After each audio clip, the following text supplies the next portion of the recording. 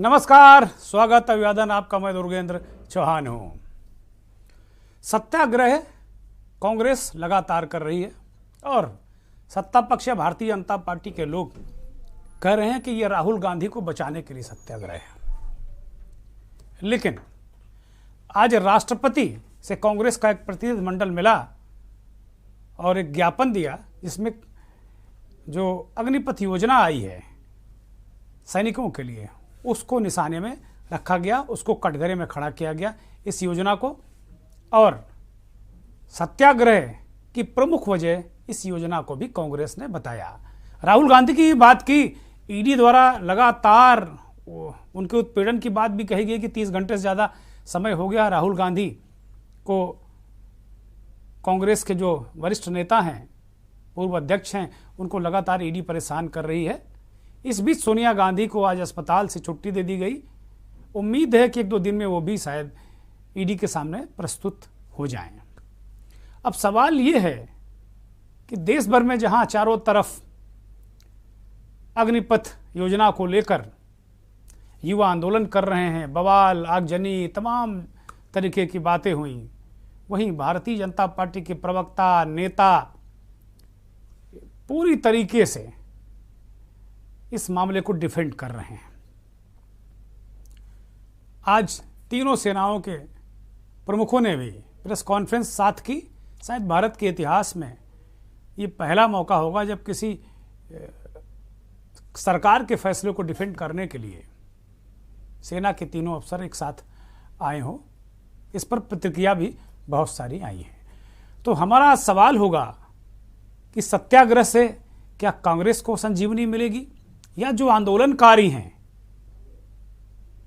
क्या वो अपना रुख बदलेंगे और जो अग्निपथ योजना, जिसे सरकार बहुत अच्छी योजना बता रही है, और भारतीय सेना के अमूलचूल बदलाव या उसे मॉडर्नाइज सेना बनाने के लिए, मॉडर्नाइज जो आधुनिक मिलिट्री बनाने की दिशा में जो कदम है, क्या उस ओर ये संजीवनी साबित होगी ये अग्निपथ योजना? मंथन में आज इन्हीं पर बात।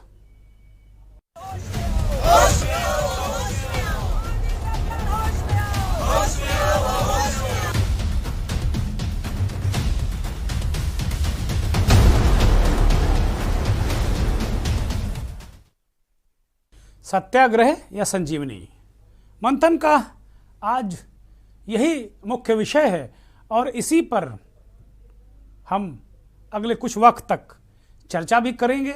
बहुत सारी बयानात भी आपको दिखाएंगे।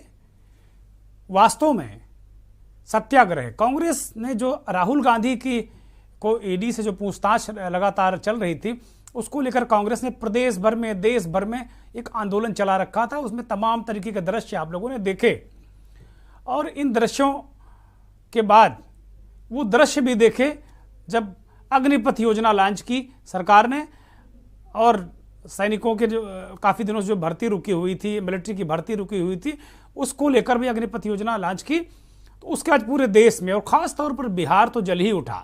चारों तरफ हाहाकार मचा हुआ, ट्रेनों को निशाना बनाया गया, तमाम तरीके के जो हिंसात्मक आंदोलन होता नजर आया और इसकी निंदा भी की गई। के न्यूज़ भी किसी भी हिंसक आंदोलन का समर्थन नहीं करता है। ये हम साफ साफ इस बात को कह रहे हैं। हम गांधीवादी तरीके से जो आंदोलन करते हैं लोग, उनके समर्थक हैं, उनके साथ हो सकते हैं, उनकी आंदोलन की बात रख सकते हैं हम। लेकिन जो गांधी के रास्ते से हटते हैं, हिंसा के रास्ते पर जाते हैं, हम कतई उनके समर्थक नहीं हैं। अब बात हम कांग्रेस की करते हैं। उदयपुर में आयोजित कांग्रेस के चिंतन शिविर में पार्टी ने यह निष्कर्ष निकाला था कि सत्ता में दोबारा वापसी के लिए उसे जमीन पर लड़ाई लड़नी होगी या लड़नी चाहिए। उसे विशेष तौर पर युवाओं से जोड़ने का प्रयास करना चाहिए। ये जो चिंतन शिविर था, मंथन शिविर था, उससे ये अमृत निकला था।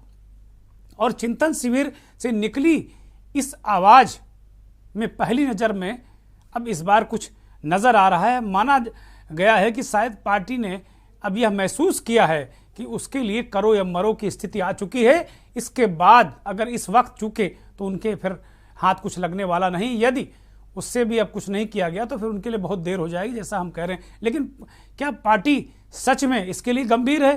क्या उसके सलाहकार उसे जनता के करीब जाने दे रहे हैं? सेना में भर्ती के लिए लाई गई अग्निपथ योजना का पूरे देश में युवा विरोध कर रहे हैं। जैसा हमने बताया, इन युवाओं का साथ देने के लिए कांग्रेस पार्टी ने जंतर मंतर पर रविवार को सत्याग्रह किया।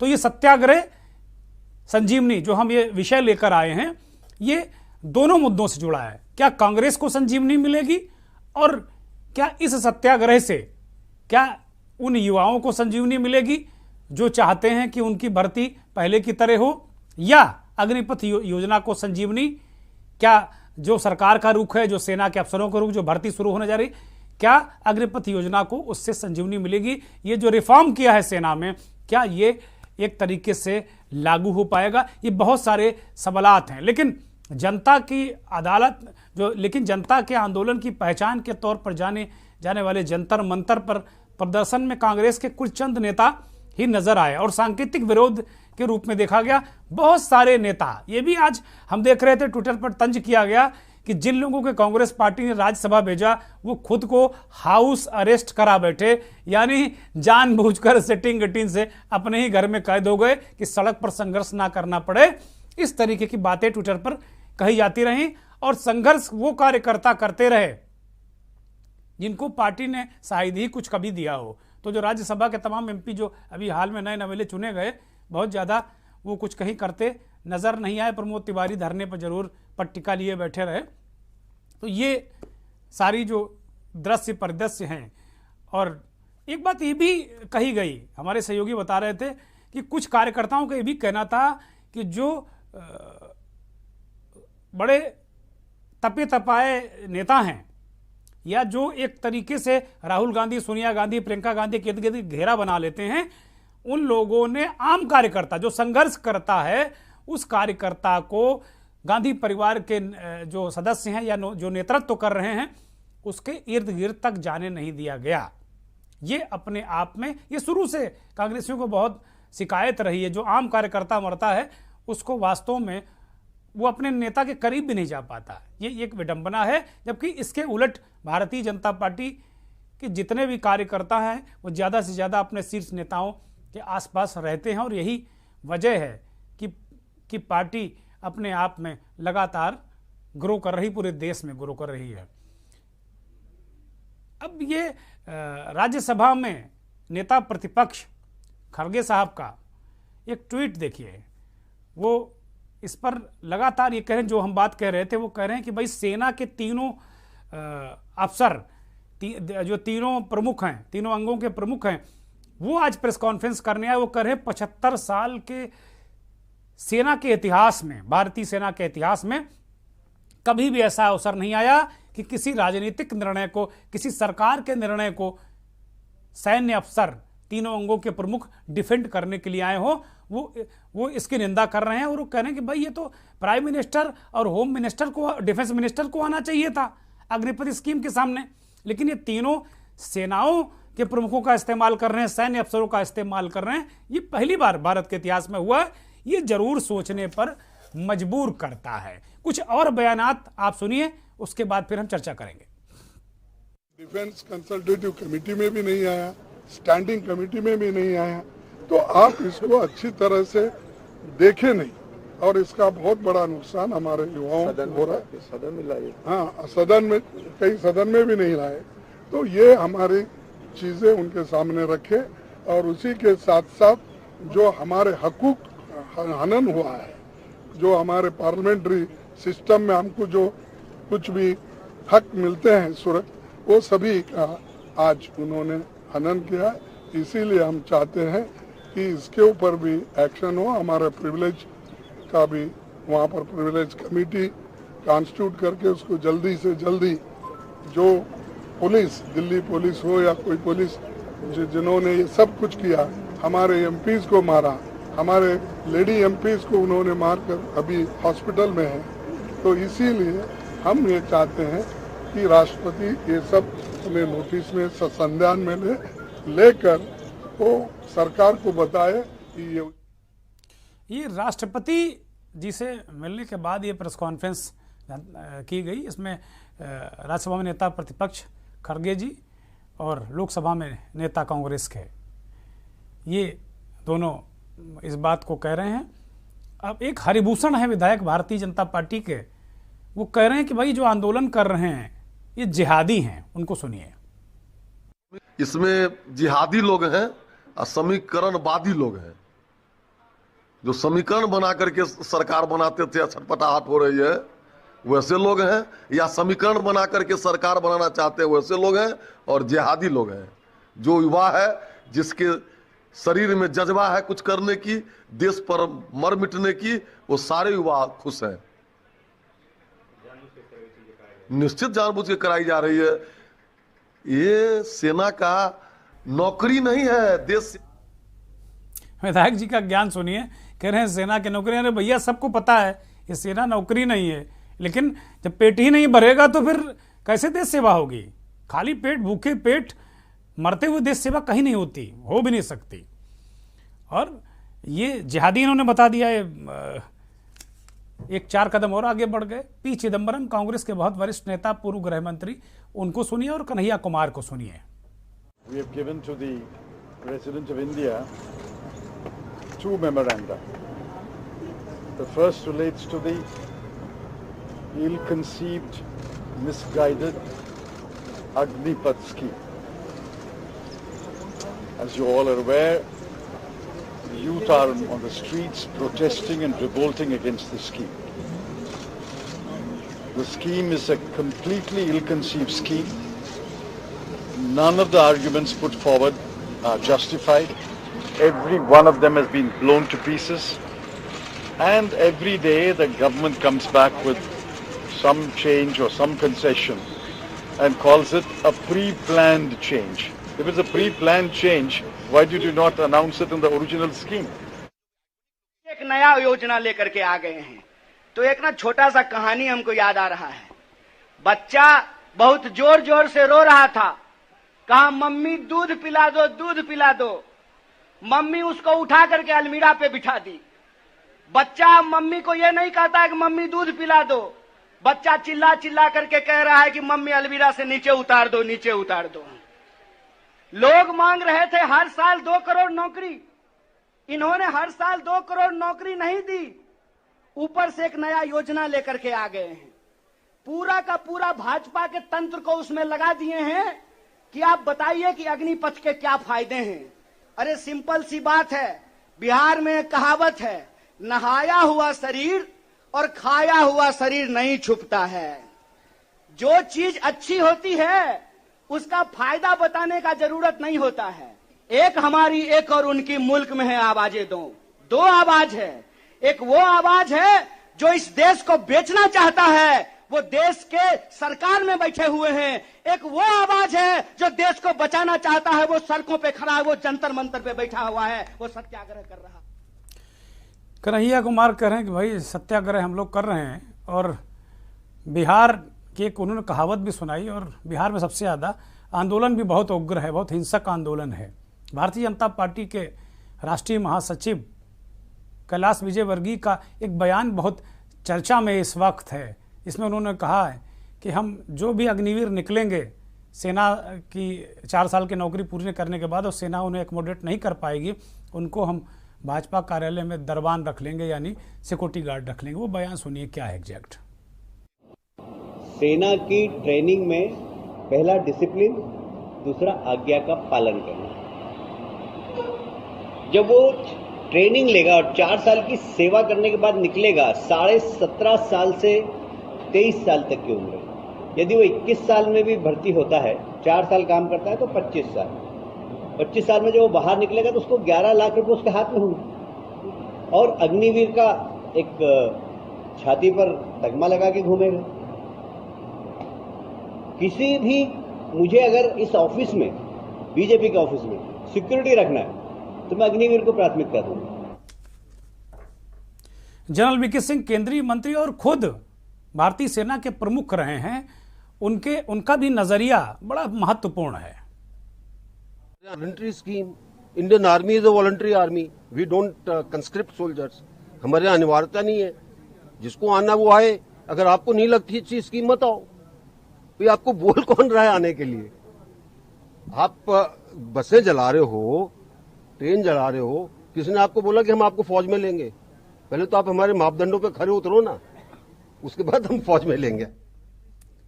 जनरल साहब ने जनरल वाले तेवर दिखाए। उन्होंने कहा कोई न्योता तो दिया नहीं कि आप आ जाओ भैया फौज में भर्ती हो जाओ। युवाओं को उन्होंने एक तरीके से फटकारा है तो कहा कि भाई हमने ये कहा नहीं कि फौज में आ जाओ, और आप तो बसें चला रहे हो, आपको तो हम लेंगे भी नहीं, आप हिंसा कर रहे हो। ठीक बात है, हिंसा का समर्थन कोई नहीं करेगा, लेकिन युवाओं के प्रति नज़रिया भी थोड़ा सा, चाहे कैलाश विजयवर्गीय हो चाहे जनरल साहब हों, मुझे लगता बदलना होगा। ये वही जनरल हैं जिन्होंने अपनी 6 महीना के सेवा विस्तार के लिए एड़ी चोटी का जोर लगा दिया था, बड़े विवादों में रहे थे। संजीवनी वास्तव में किसे मिलेगी? क्या कांग्रेस को संजीवनी मिलेगी इस पूरे सत्याग्रह से? वो राहुल गांधी को लेकर आंदोलन कर रहे हैं और कह रहे हैं कि भाई हम अग्निपथ योजना को लेकर आंदोलन कर रहे हैं। संजीवनी क्या इस योजना को मिलेगी, या उन युवाओं को जो वर्षों से 3-4 वर्षों से कोरोना काल में नौकरी की तलाश में, सेना की भर्ती की तलाश में, देश सेवा का जज्बा उनकी हृदय में, उनके दिल में था, और वो अब उतने संतुष्ट नहीं नजर आ रहे हैं। एक बहुत बड़ा पैनल हमारे साथ जुड़ गया है। बिलाल सब्जवारी दिल्ली से जुड़ गए हैं, राजनीतिक विश्लेषक हैं, बहुत वरिष्ठ पत्रकार हैं। उत्तर प्रदेश से बहुत वरिष्ठ पत्रकार वीरेंद्र जी जुड़ गए हैं, वीरेंद्र भट्ट जी जुड़ गए हैं। बहुत स्वागत वीरेंद्र जी। बिलाल भाई आपका भी बहुत स्वागत। रिटायर्ड कर्नल जी गोस्वामी साहब जुड़ गए हैं उत्तराखंड से। कर्नल गोस्वामी बहुत धन्यवाद, बहुत स्वागत आपका। अवनीश त्यागी भारतीय जनता पार्टी के प्रवक्ता, बहुत ही गंभीर नेता, त्यागी जी आपका भी बहुत स्वागत। और रफत फातिमा कांग्रेस की नुमाइंदगी करती हैं, आपका भी रफत जी बहुत स्वागत, बहुत अभिनंदन। चर्चा की शुरुआत हम रफत से ही करते हैं कि भाई ये जो सत्याग्रह है रफत जी, ये बीजेपी के लोग कह रहे हैं ये कि भाई ये राहुल गांधी को के लिए आंदोलन हो रहा है, राहुल गांधी को संजीवनी देने के लिए, कांग्रेस को संजीवनी देने के लिए, राहुल गांधी को बचाने के लिए हो रहा है। ये कोई जो स्कीम है सेना की या युवाओं के लिए कोई आंदोलन नहीं हो रहा। राहुल गांधी संकट में है, उन्होंने भ्रष्टाचार किया है, इसलिए राहुल गांधी की संजीवनी या कांग्रेस जो अपनी पार्टी है जो डूब गई है, बीजेपी के लोग ऐसा कह रहे हैं, उसके लिए आंदोलन करा जा रहा है। वास्तव में क्या आपकी पार्टी की मंशा क्या है? क्या आपका एजेंडा राहुल गांधी ही भर रह गए हैं, देश से कोई लेना देना नहीं है आपका? जिस तरीके से भाजपा ने करोड़ों नौकरियां देने का वादा करा था, जिस तरीके से विकास के दावे करे थे, जिस तरीके से महिलाओं को उत्पीड़न से बचाने के वादे करे थे, ठीक उसी तरीके से ये भी एक राग अलाप रहे कि कांग्रेस अपनी संजीवनी तलाश रही है। जबकि हकीकत ये है कि कांग्रेस की विचारधारा और कांग्रेस के जो इतिहास है वो हमेशा अन्याय के खिलाफ लड़ने का है। आज भी कांग्रेस अन्याय की लड़ाई लड़ रही है, और लड़ रही है कि यही युवा जिनको इन्होंने नौकरी के झांसे दिए थे, जनवरी 2020 में आपको पता होगा सैनिक भर्ती में एक वो आया, क्या नाम है, बच्चों ने अपना टेस्ट दिया जो नवंबर 2020 में उन्होंने जो है उसको भरा, और उसमें उन्होंने पूरे टेस्ट करे और पूरी तरीके से प्रोविजनल लिस्ट आ गई, और अभी तक इनरोलमेंट लिस्ट आज तक नहीं आई है। तो ये जो उन चीजों को, जो पुरानी चीजों को ये कहीं ना कहीं इम्प्लीमेंट नहीं कर पा रहे, तो आज ये अग्निपथ जैसी योजना ला के युवाओं का मजाक उड़ा रहे। और सेना की भर्ती हम इकोनॉमिक पैकेज से नहीं जोड़ते, हम इसको जो इकोनॉमिक पैकेज और लालच से, और ये जिस तरीके से कैलाश विजयवर्गीय का अहमकाना बयान जो आया है कि हमको चौकीदारी में रखने का इरादा रखते हैं, ये सेना के जो है सम्मान पे ठेस पहुंच रही है। सेना के शौर्य, सम्मान और जज्बे का खिलवाड़ हो रहा है। सेना में जब जाता है कोई तो सब कुछ अपना निछावर करने जाता है। रफत जी आप लोग कह रहे थे कि प्रधानमंत्री इसमें कुछ नहीं बोल रहे हैं। आज बंगलौर में एक कार्यक्रम उन्होंने इशारों में कह दिया कि भाई हर बदलाव बेहतरी के लिए होता है और हर बदलाव का विरोध होता है, और बाद में वो बदलाव जायज होता है। इशारों में उन्होंने बता दिया कि भाई आपने भी बदलाव किया, नई आर्थिक नीतियां नरसिंह राव ने लाई, और हम भी लगातार बदलाव कर रहे हैं। पहले आप लोग निंदा करते हैं, फिर प्रधानमंत्री के जो निर्णय होते हैं वो सच साबित होते हैं। जा रहा है, ये कौन सा बदलाव है जो विनाश की ओर ले जा रहा है? कौन सा ये जो बदलाव है जो कहीं विकास दिख नहीं रहा है? इनका विकास सिर्फ हवाई बातें हैं। आप बता दीजिए कौन सा ऐसा विकास हुआ है जो देश में कोई भी ऐसा वर्ग हो जो खुश हो? इस टाइम हालात, ये आर्थिक स्थिति कहाँ चली गई आपको पता होगा हमसे ज्यादा। तो बिल्कुल हम ये यहाँ पे ये कहना चाहेंगे, भाजपा प्रवक्ता हमारे साथ बैठे हैं, बताएं कि आखिर कौन सा विकास करा जो देश को किस ओर ले जा रही है। लोग आज अगर युवा अपनी मांगों को लेकर सड़क पे उतर रहा है तो उसको किस तरीके से जो है कहा जा रहा है। अवनीश जी रफत सवाल उठा रही हैं कि भाई पहले आपने किसानों को त्रस्त किया, अब नौजवानों को त्रस्त कर रहे हैं। अवनीश जी जी रफत जी पता नहीं क्या कहना चाह रही हैं, मैं समझ नहीं पा रहा। देश का युवा, देश का किसान ये भाजपा के साथ है, भाजपा की नीतियों में भरोसा रखता है, इसलिए 2014 से जो बदलाव आया वो आज तक जारी है। हाँ, तभी किसान आंदोलन में मुंह की रफत जी अवनीश जी को जरा अपनी बात रखने दीजिए। मुझे लगता थोड़ा सा चीजों को हम लोग बेहतर तरीके से चलाएं तो अच्छा लगेगा। 2019 में भारतीय जनता पार्टी की और आदरणीय नरेंद्र मोदी जी की नीतियों में भरोसा जताया और पूरे गठबंधनों को तोड़ते हुए सरकार में फिर से था। 2017 में प्रदेश में भाजपा की सरकार बनी, तो अब 2022 में उन्हीं नीतियों का समर्थन करते हुए, भाजपा में भरोसा जताते हुए, भाजपा की नीतियों में, विकास के कार्यक्रमों में भरोसा जताते हुए उसको फिर दोबारा 37 साल में पहली बार ऐसा हुआ है कि जो सरकार फिर दोबारा रही। कांग्रेस के साथ ऐसा नहीं है, कांग्रेस को नकारा, और नकारा ही नहीं, मैं तो यूपी की जनता को धन्यवाद देना चाहूंगा कि कांग्रेस को वो सजा दी जो कांग्रेस हमेशा याद रखती। कांग्रेस मुक्त उत्तर प्रदेश बनाने की तरफ प्रदेश की जनता चाह रही है। प्रदेश कांग्रेस की जनता कांग्रेस की नीतियों से भरपाई थी, उनकी भड़काऊ नीतियां, उनको जनता को गुमराह करने की नीतियां, धोखा देने की नीतियां, परिवारवादी नीतियों से जनता मुक्ति चाहती थी। इसलिए माननीय योगी आदित्यनाथ जी की सरकार, डबल इंजन की सरकार प्रदेश से बनी है। और जहां तक अग्निपथ की बात मैं कह रहा हूं, अग्निपथ एक बड़ा बदलाव है। देश की सेनाओं को आधुनिक बनाने के लिए, युवा बनाने के लिए और विश्व परिदृश्य में लड़ने के लिए सक्षम बनाने के लिए जो ये फैसला लिया गया है बहुत सराहनीय है। सारे आप ये देखेंगे जिस तरह से भड़काने की कोशिश कुछ दलों ने की है, थके हुए हारे हुए दलों ने, वो 2 दिन में खत्म हो गया। युवा को असली बात समझ में आ गई। अब युवा साथ है। भर्ती की अग्निवीरों की भर्ती की अधिसूचना जारी हो चुकी है। आप देखना किस जोश और जज्बे के साथ युवा भर्ती होने के लिए आगे बढ़ेगा। ये विरोध करने वाले ठीक बात है कर्नल गोस्वामी, अभी कई चेंजेस भी हो गए। उम्र की जो सीमा थी उसको भी थोड़ा बढ़ा दिया गया, कुछ छूट दे दी गई, कुछ और कहा गया कि और कुछ सुविधाएं हम दे देंगे। प्रधानमंत्री ने आज इस योजना का नाम तो नहीं लिया बंगलुरु में, लेकिन इशारा उन्होंने इसी तरफ किया कि बदलाव वक्त की जरूरत होते हैं और बदलाव जब भी किए जाते हैं वो खराब लगते हैं या उनका विरोध होता है, लेकिन बाद में लोग रियलाइज करते हैं कि नहीं, बदलाव सही किया गया। आप क्या नजरिया रखते हैं? जी, ये बिल्कुल ठीक है जो पीएम साहब ने बोला है, मैं उससे पूरा सहमत हूं। मैं तो 62 की लड़ाई में भी था, तो मैंने वहां देखा जवाहरलाल नेहरू जी के टाइम पर, तब कृष्णा मेनन रक्षा मंत्री थे। हमारे पास फटे हुए जूते, सिर्फ ओजी और वहां पर कर्नल गोस्वामी की आवाज नहीं मिल रही हमें, आवाज को ठीक किया जाए। हेलो कर्नल गोस्वामी कहिए, हम सुन पा रहे हैं आपको।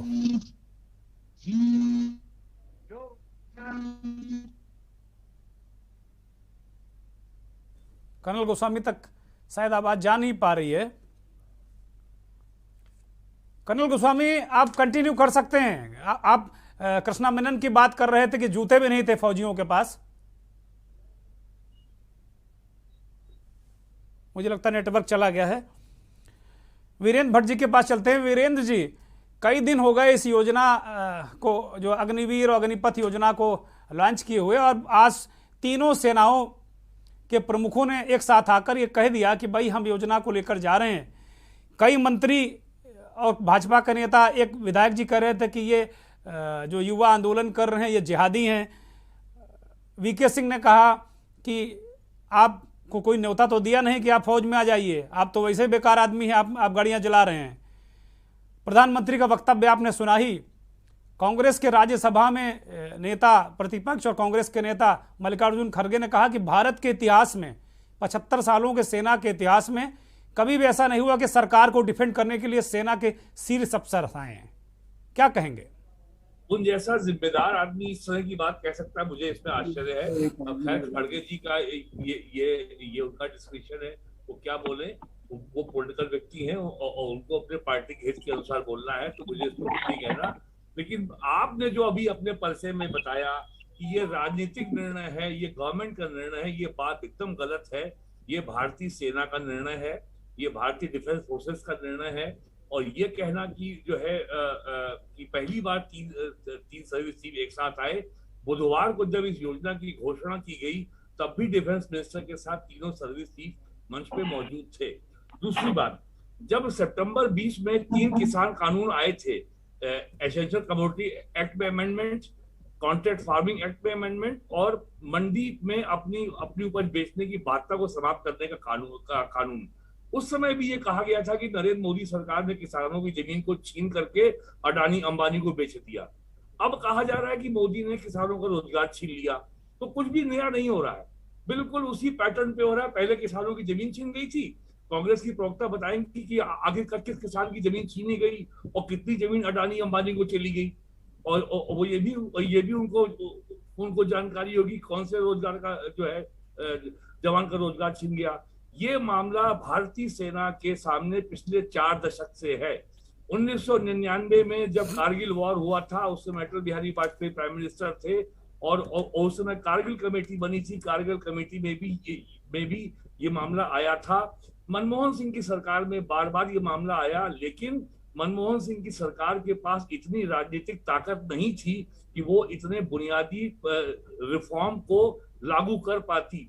नरेंद्र मोदी गवर्नमेंट का फैसला, चाहे वो जीएसटी का हो, चाहे वो नोटबंदी का हो, चाहे ये मामला हो, लेबर कोड हो, सारे मामलों में सरकार फैसला करने में इसलिए सक्षम है कि इसके पास वो राजनीतिक समर्थन, वो राजनीतिक पूंजी है। लेकिन यहाँ भी शिकायतें हैं।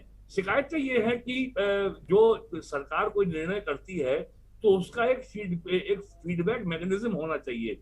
सरकार को ये जानकारी होनी चाहिए कि जो हम निर्णय करने जा रहे हैं इसका समाज के किन वर्गों पे प्रभाव पड़ेगा और उनकी प्रतिक्रिया क्या आने वाली है।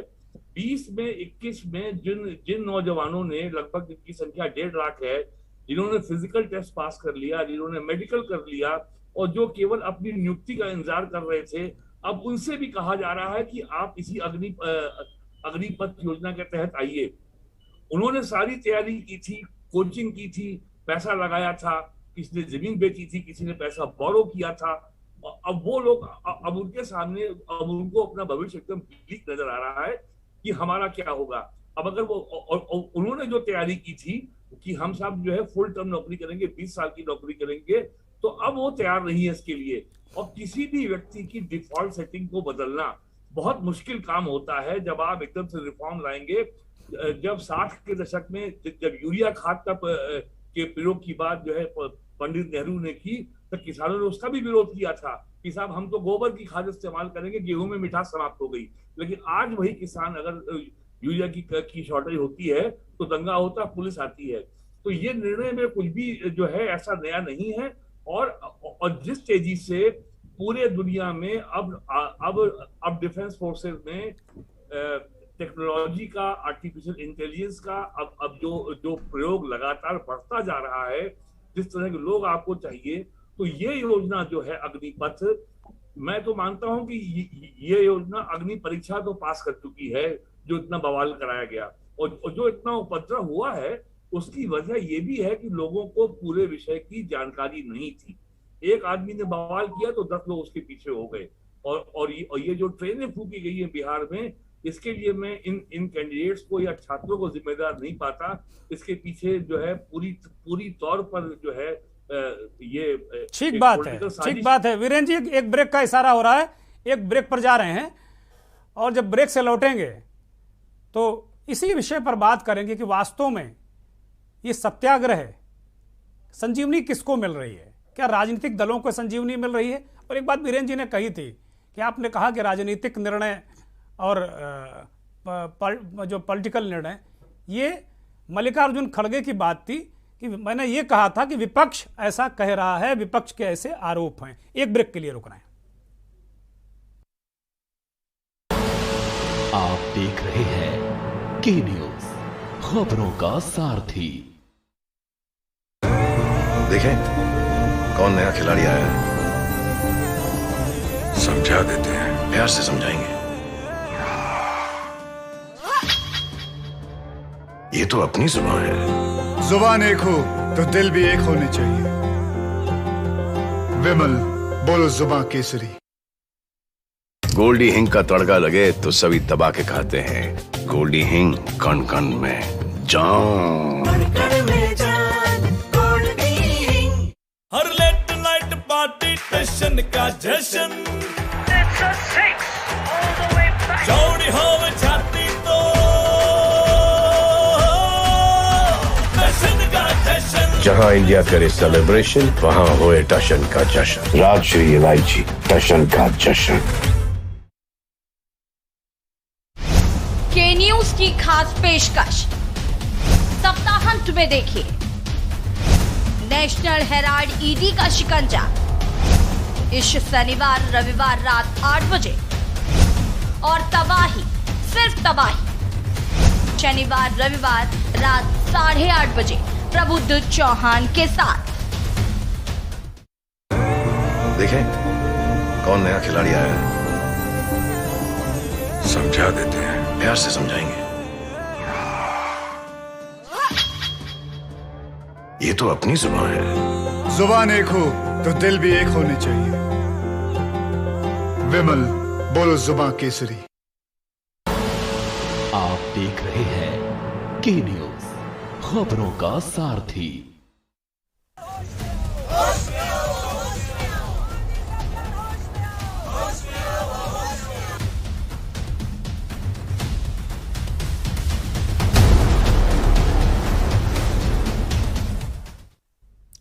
सत्याग्रह या संजीवनी, ये मंथन का विषय है आज, और इसी पर हम चर्चा कर रहे हैं कि वास्तव में ये सत्याग्रह किसके लिए है। क्या राहुल गांधी के लिए है या युवाओं ने जो आवाज़ उठाई है उसके लिए है, और संजीवनी किसे मिलेगी। राजनीतिक विश्लेषक बिलाल सब्जवारी हमारे साथ दिल्ली से जुड़े हुए हैं।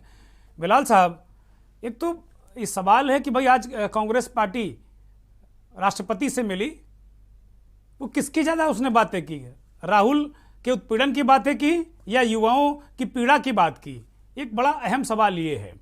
और दूसरा, संजीवनी किसे मिल रही है सत्याग्रह से। राहुल गांधी को मिल रही है, उस योजना के जो लोग आवाज़ उठा रहे हैं उन लोगों की संजीवनी मिल रही, किसे मिल रही है आवाज़।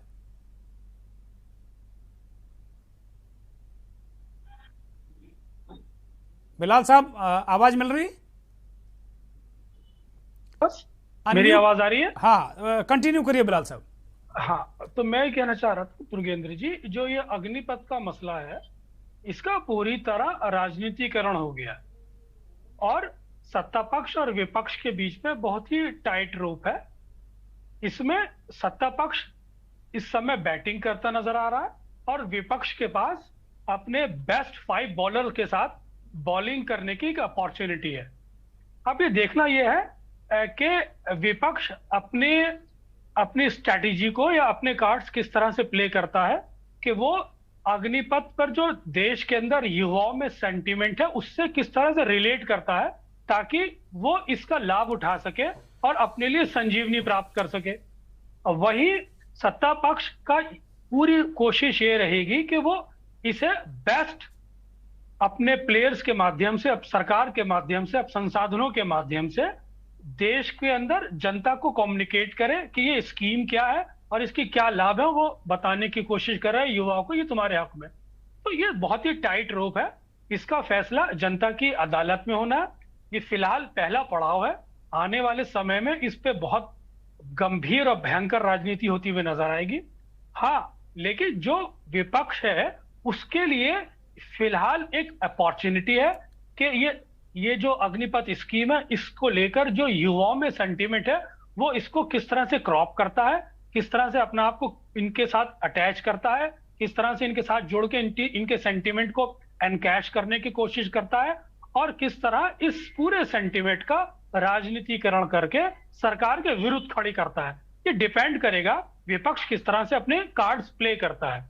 वहीं जहां तक राष्ट्रपति तक के पास जाने का सवाल है तो राहुल गांधी की जिस तरह से ईडी के अंदर पेशी हुई, बुलाकर इन्वेस्टिगेशन चल रहा है और कुछ समय बाद सोनिया गांधी का भी हो सकता है। तो उसको लेकर के सत्ता पक्ष अब जो मौजूदा एजेंसीज है उसका किस तरह से विपक्ष के खिलाफ दुरुपयोग कर रहा है, इस इशू को लेकर कांग्रेस पार्टी का एक बड़ा पैनल राष्ट्रपति से मिला, क्योंकि राष्ट्रपति एक सर्वोच्च पद होता है जिसके मिलने पर आप एक देश के अंदर संदेश दे सकते हैं कि जो संवैधानिक संस्थाएं हैं और जो सरकार की एजेंसीज हैं उनका किस तरह से दुरुपयोग करके विपक्ष को लोकतंत्र में दबाया जा रहा है। ये मैसेज देने की कोशिश की है और फिलहाल बहुत टाइट रोप है, विपक्ष के कांधों पे भी बहुत बड़ी जिम्मेदारी है और फिलहाल इसमें देखना यह है कि मुख्य विपक्ष खासतौर से कांग्रेस इसमें किस तरह से क्षेत्रीय दलों के साथ इसका ताना बाना बुनता है ताकि उसको लाभ मिल सके।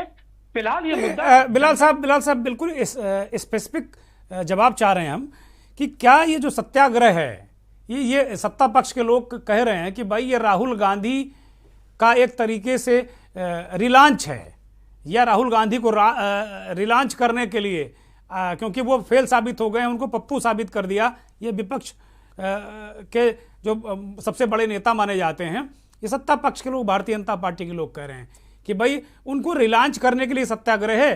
भाई राहुल गांधी से अगर ईडी पूछताछ कर रही है तो कौन सा आकाश फटा जा रहा है, भाई उन्होंने कुछ गड़बड़ किया होगा। ये सवाल उठा रहे हैं अवनीश त्यागी और इनके दल के लोग।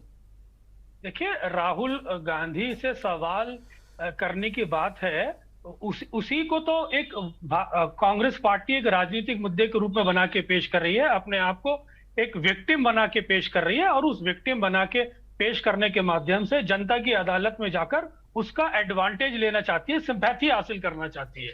तो कांग्रेस पार्टी अपने रणनीति को किस तरह से ताना बाना बुनती है, अगर वो जनता के बीच में इसको ले जाकर एक सिंपैथी गेन करने में कामयाब रही, साथ ही साथ जो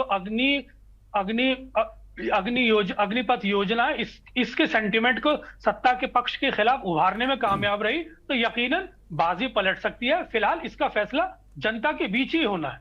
रफत फातिमा, आप लोग राजनीति क्यों कर रहे हैं? सैनिकों के साथ आप राजनीति क्यों करते हैं? भाई ये तो देश की हित की बात है, देश की सेना नौजवान होगी, आगे हम तमाम हमारे सामने मोर्चे खुले हुए हैं, चाहे चीन हो पाकिस्तान हो। अगर नवयुवक सैनिक होगा, ट्रेंड सैनिक होगा, दुनिया में कुछ ही देशों में आर्मी की जो एवरेज एज है 25-26 है, हम भी 26 साल में आ जाएंगे। तो इसमें ये विपक्ष, हर भारतीय जनता पार्टी के लोग कहते हैं, प्रधानमंत्री खुद कहते हैं कि भाई हर चीज़ में विपक्ष को यही क्यों दिखता है कि वो उकसाने लगते हैं। आप लोग कम से कम देश हित की तो बात करिए कभी कभी। सवाल तो ये भी उठता है ना, 4.5 साल की ट्रेनिंग 6 मंथ में कैसे कंप्लीट करा दी जाएगी। सवाल तो ये भी उठता है, वीरेंद्र जी अभी बात कर रहे थे कहाँ किसके रोजगार छीन लिए गए, तो वो ये हम नहीं कह रहे, ये रिपोर्ट्स कह रही है, CMIE की रिपोर्ट कह रही है कि 2-3 सालों में जो है 53 करोड़ जो है लोग बेरोजगार हुए।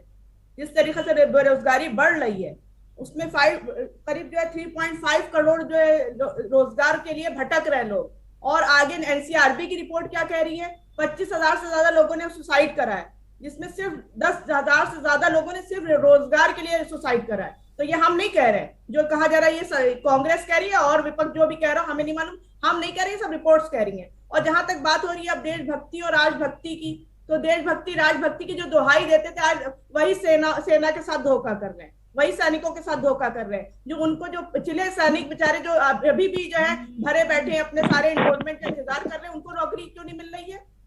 तो अब ये बताइए सुधार कौन से हुए? नोटबंदी के सुधार बता दे जरा हमें कि उससे कितना भला हुआ देश का। GST के सुधार बता दे जरा हमें कि कितना उससे सुधार हुआ है। और जो काले कृषि कानून से कितना सुधार हुआ है। अब अग्निपथ पे युवाओं को झोंक के इनका कितना सुधार हो रहा है। तो सिर्फ इनकी जो है सिर्फ बात है, बात में देखिए कुछ दम नहीं है, सिर्फ युवाओं को भटकाना। यही का यूपी का मुख्यमंत्री जब ये कह रहा है अगर GST कानून में कोई कमी है तो कांग्रेस भी बराबर की जिम्मेदार है। बात प्लीज कंप्लीट हो जाए। पार्लियामेंटी कमेटी ने GST बिल को पास किया था और पार्लियामेंट में दोनों सदनों से ये बिल बिना बहस के पास हुआ था। कांग्रेस की पूरी सहमति उस बिल में थी। नहीं बोल रहे मेरे बीच में कोई। I want to correct you, GST bill में कांग्रेस की पूरी सहमति थी। आप हमें बाद में करेक्ट कर सकते हैं, आपको पूरा मौका मिलेगा, लेकिन हमें बीच में इंटरप्ट मत करिए प्लीज। और दूसरी बात जहां तक कि जो है, अब हम अभी जो युवाओं की बात है, युवाओं की फिक्र कब थी? जब यही मुख्यमंत्री, यूपी के मुख्यमंत्री कह रहे हमारे उत्तर प्रदेश में युवक उनको नहीं मिल रहे थे जिसको वो रोजगार दे जाए। अरे वो कह तो रहे हैं भैया, रफत जी क्यों नाराज हो रहे हैं? वो कह रहे हैं जो अग्निवीर निकल कर आएंगे उत्तर प्रदेश पुलिस में रख लेंगे। महाराज जी तो बिल्कुल दिल दरिया कर दिए हैं।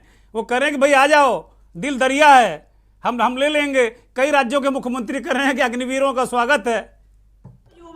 शिक्षक अभी तक हमारे क्या लाठियां खा रहे हैं, उनको क्यों नहीं नौकरियां दे रहे?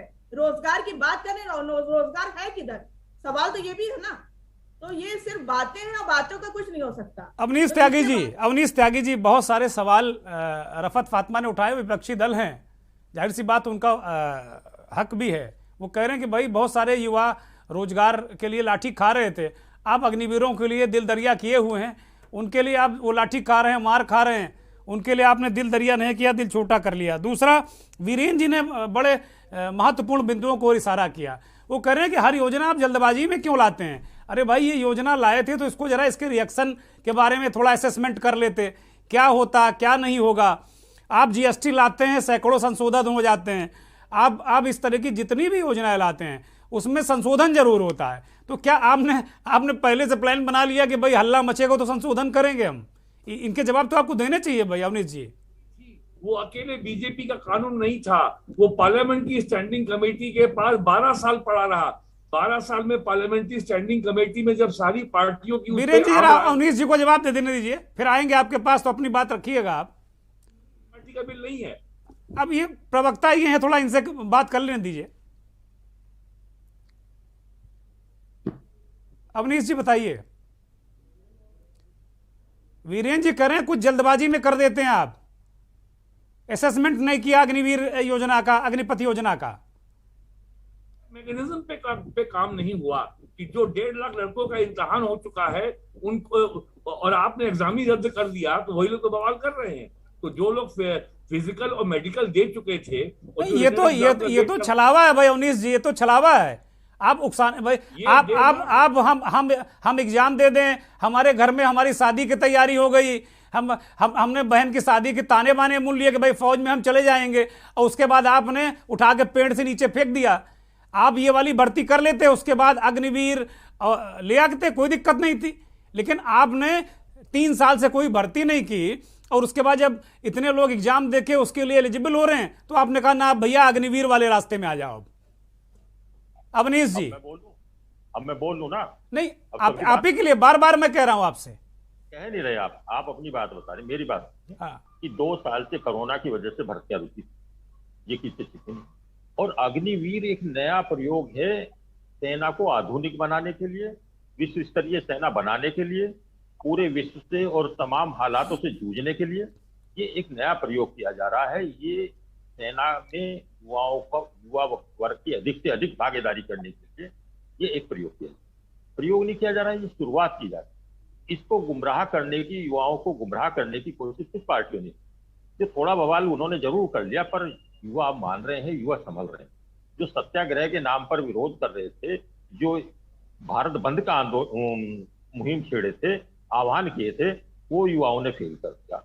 आज कहीं भी, खासतौर से मैं यूपी की बात करूंगा, यूपी में कोई बंद का असर नहीं था।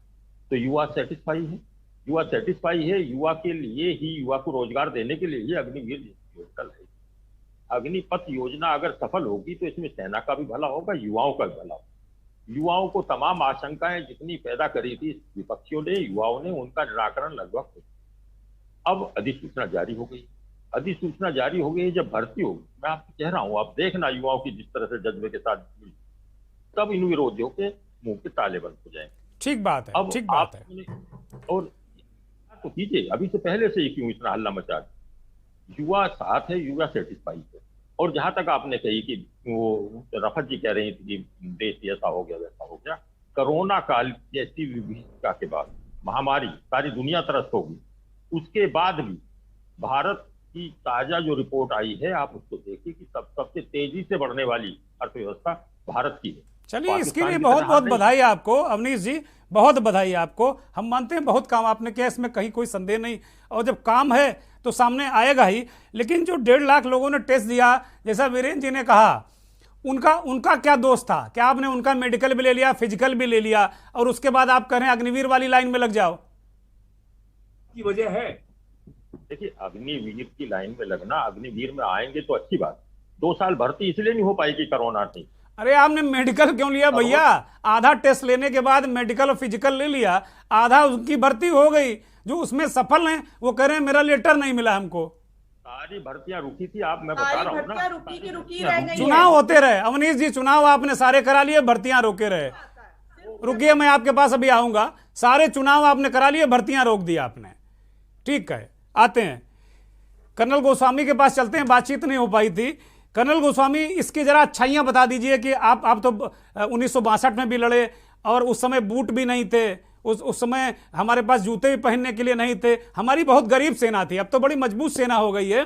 तो इसमें कैसे अमूलचूल परिवर्तन होगा, क्रांतिकारी परिवर्तन भारतीय सेना में हो जाएंगे, उसकी मारक क्षमता कैसे बढ़ेगी? जरा 2-4 महत्वपूर्ण बिंदु बता दीजिए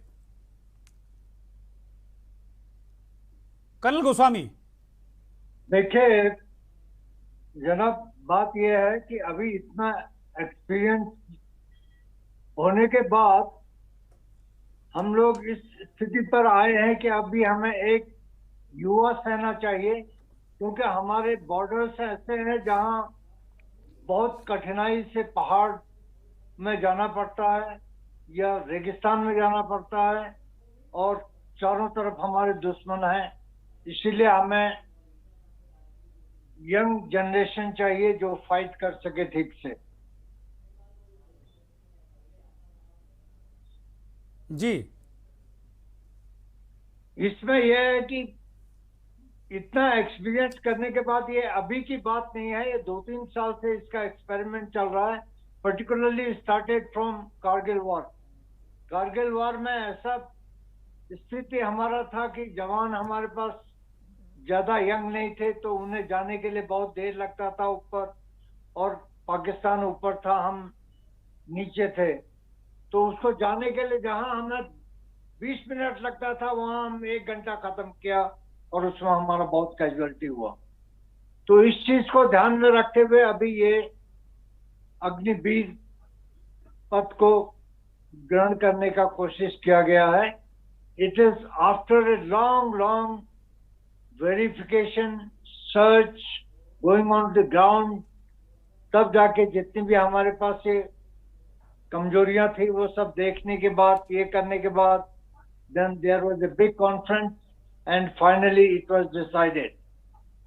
ठीक बात। तो इसमें कोई शक नहीं है, we will have young army and a fighting army, winning army। ठीक बात है, ठीक बात। वीरेन जी, ये 4 साल की बाध्यता के बजाय भी हम लोग युवा सेना क्या नहीं तैयार कर सकते थे क्या? और इसमें क्या क्या और एहतियात बरतने चाहिए थे जो इसका राजनीतिकरण ना होता? समय नहीं है कि मैं पूरा इतिहास आपको बताऊं, लेकिन ये मामला जो है, ये मामला भारतीय नहीं, मुझे कोई कमी नहीं लग रही, मुझे कोई कमी नहीं लग रही। मुझे लग रहा है इससे देश बहुत आगे बढ़ जाएगा, बहुत मजबूत सेना बन जाएगी। मुझे कोई कमी नहीं लग रही। हटाने का मामला, ये सामने 84 से मामला चल रहा है, और ये बहुत दुर्भाग्य की बात है कि ये पॉलिटिकल कंपटीशन में मामला फंस गया है। और मैं देख रहा हूं सारे टीवी चैनलों में तमाम जो है पॉलिटिकल पार्टीज के लोग बिना मामले को गहराई से समझे पता नहीं क्या क्या कमेंट कर रहे हैं।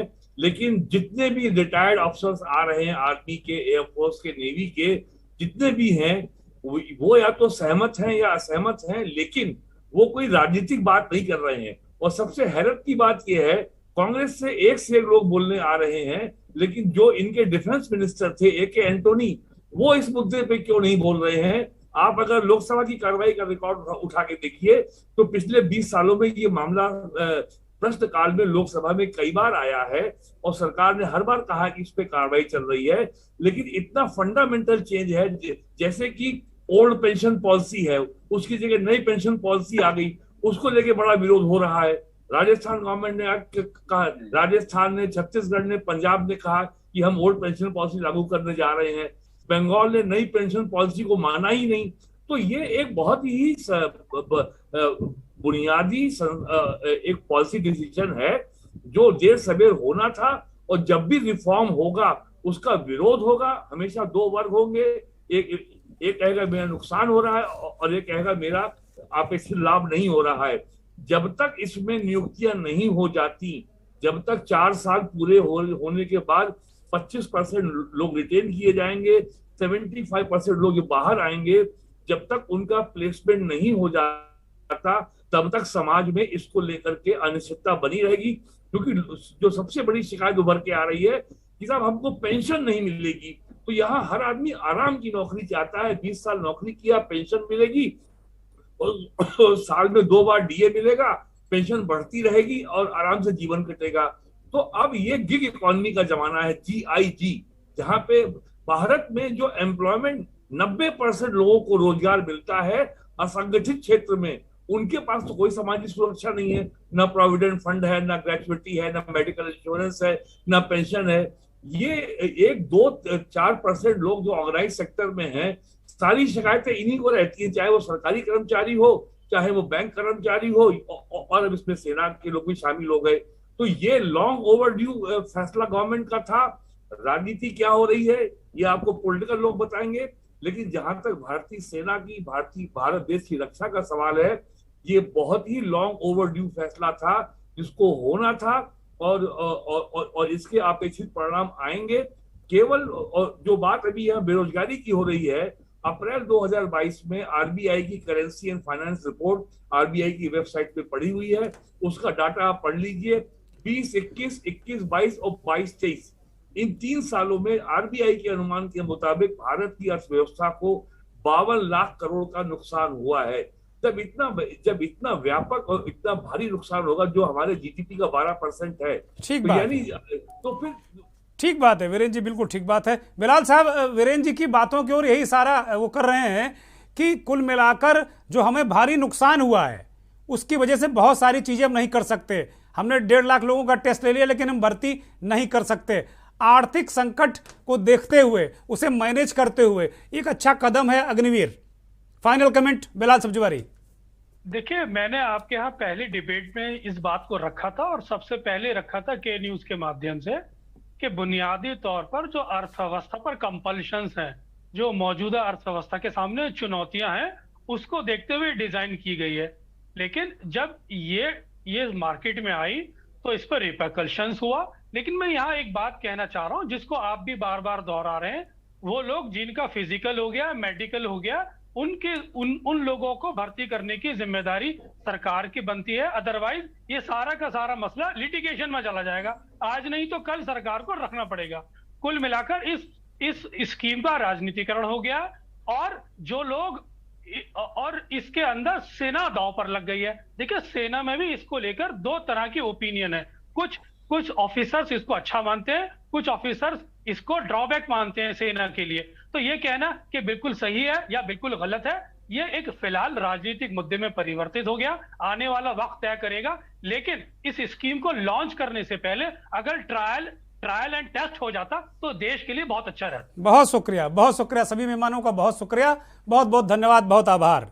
बिलाल सब्जवारी कह रहे हैं कि भाई ट्रायल रन इसका हो जाता है और यही कमोबेश बात हमारे दूसरे बहुत वरिष्ठ पत्रकार साथी भट्ट साहब भी कह रहे थे कि भाई सरप्राइज ना होता, थोड़ा सा इसको देख लिया जाता कि हालचाल इसके बाद क्या होगा इस योजना के बाद। खैर, चूंकि सब कह रहे हैं, सरकार कह रही है, सारे लोग कह रहे हैं कि भाई सेना की बेहतरी के लिए है तो होगा बेहतरी के लिए, इसमें कोई हमारी अलग ओपिनियन नहीं है।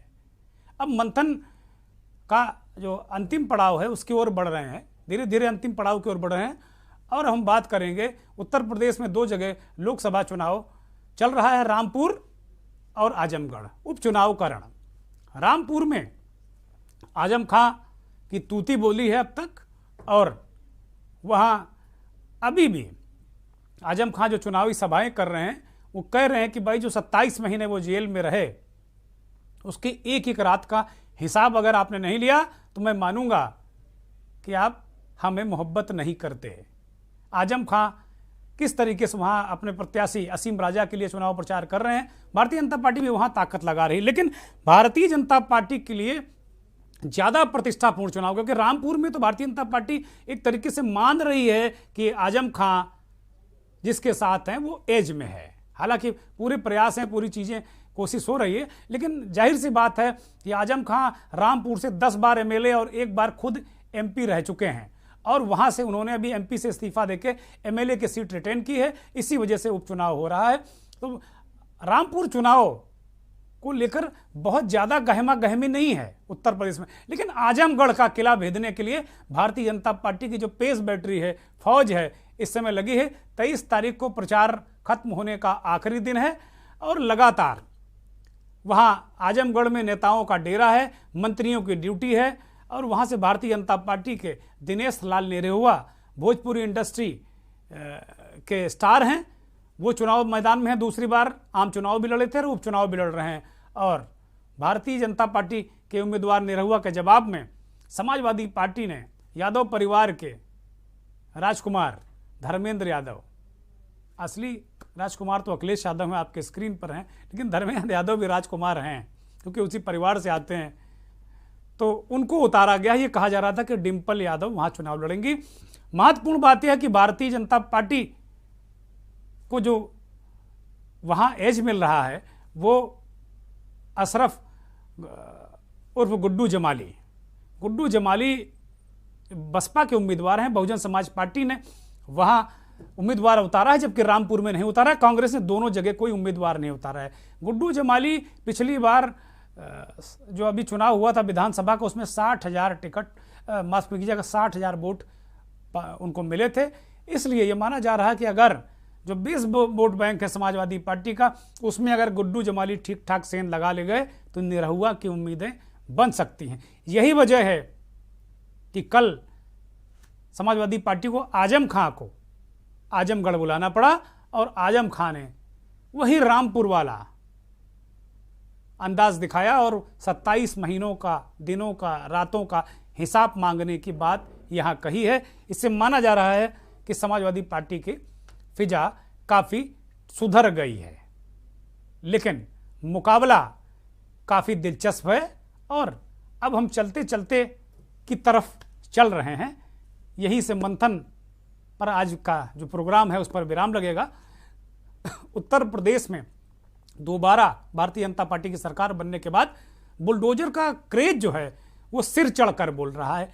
अपराधियों के मकान में अवैध अतिक्रमण से लेकर पत्थरबाजी करने वाले दंगाइयों तक के घरों पर बुलडोजर जो चला है, उससे बुलडोजर एक ब्रांड बन गया है उत्तर प्रदेश का।